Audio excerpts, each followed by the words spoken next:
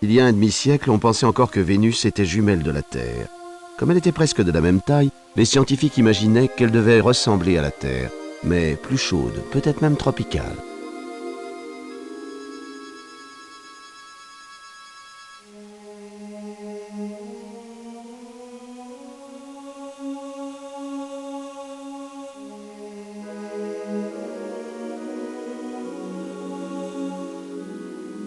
En 1989, la sonde Magellan quittait la Terre.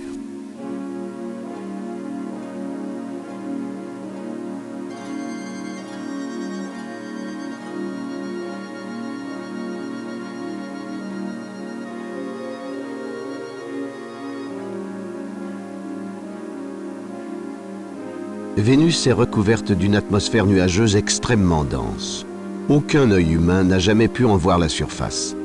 La sonde Magellan a transporté des instruments qui permettent de voir à travers les nuages et de cartographier la planète.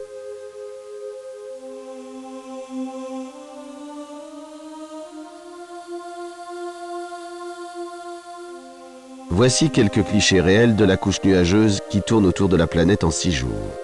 Vénus, quant à elle, met 243 jours terrestres pour effectuer sa rotation.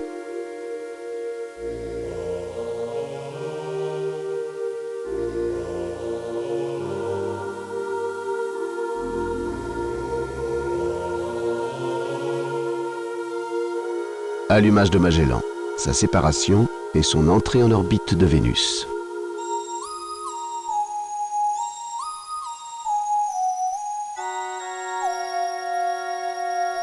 Grâce à son nouveau système radar, générant des images de synthèse, Magellan peut fournir un ensemble de données à partir desquelles des ordinateurs puissants simulent le survol de la planète.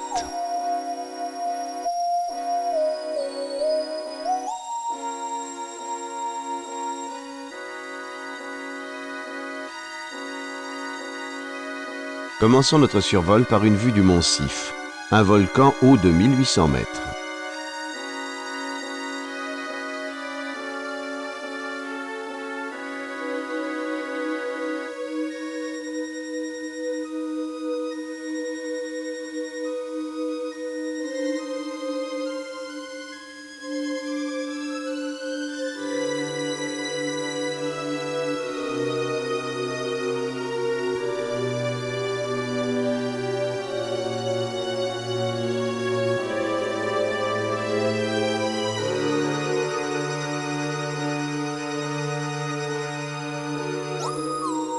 Nous survolons maintenant une grande crevasse causée par des impacts météoriques.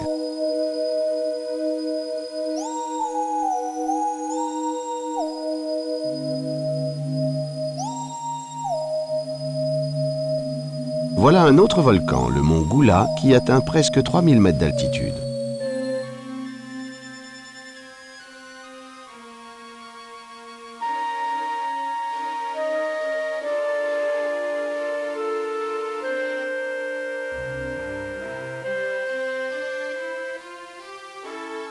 Nous terminerons par une vue de la face nord-est du plateau de la région d'Aïsla.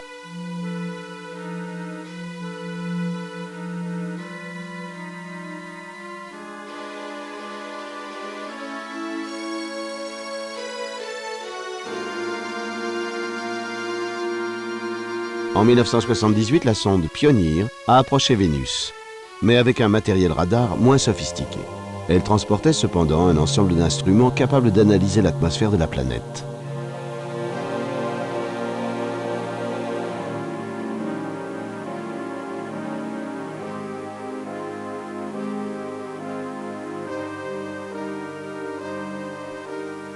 Le vaisseau a lâché des sondes qui ont traversé l'atmosphère, puis ouvert des parachutes pour ralentir leur descente.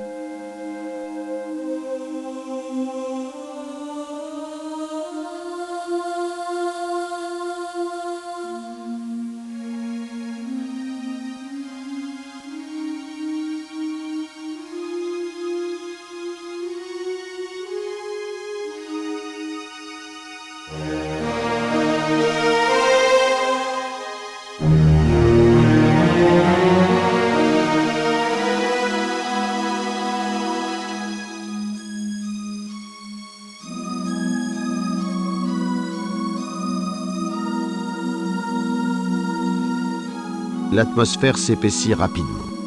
Des gouttes d'acide sulfurique rongent la coque de la sonde. À l'atterrissage, la pression atmosphérique, 90 fois plus élevée que celle de la Terre, écrase littéralement la sonde au sol. L'atmosphère produit des auras multicolores et des phénomènes de diffraction sur le paysage.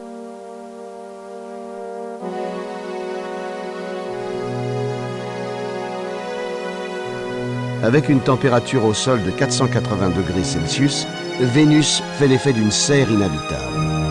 Si la Terre avait été un peu plus proche du Soleil, elle aurait pu subir le même sort.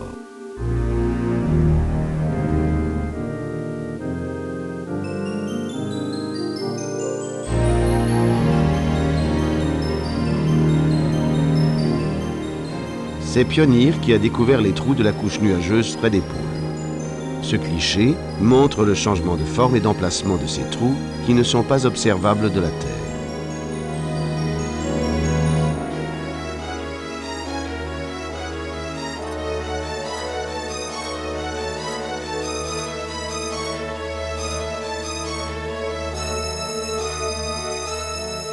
La terre d'Ishtar a la même altitude que les plateaux tibétains, mais elle est plus grande que les États-Unis.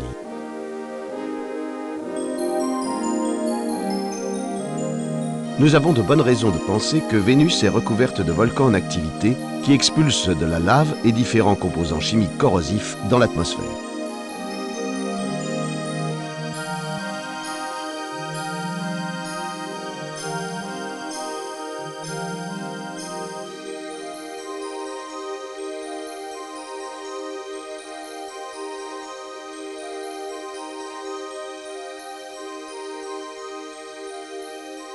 Sur Vénus, les pluies d'acide sulfurique se transforment instantanément en vapeur brûlante, ce qui en fait un véritable enfer.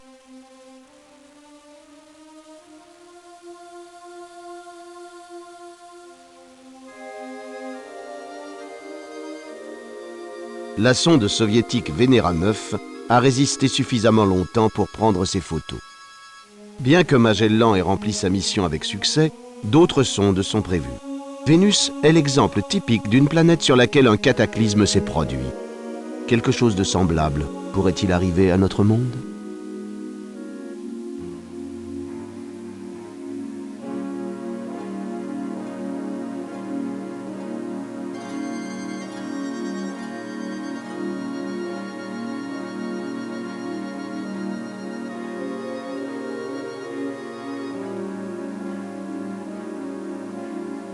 La réponse est sans doute là, en direction du Soleil, sur la planète que nous appelions l'étoile du matin.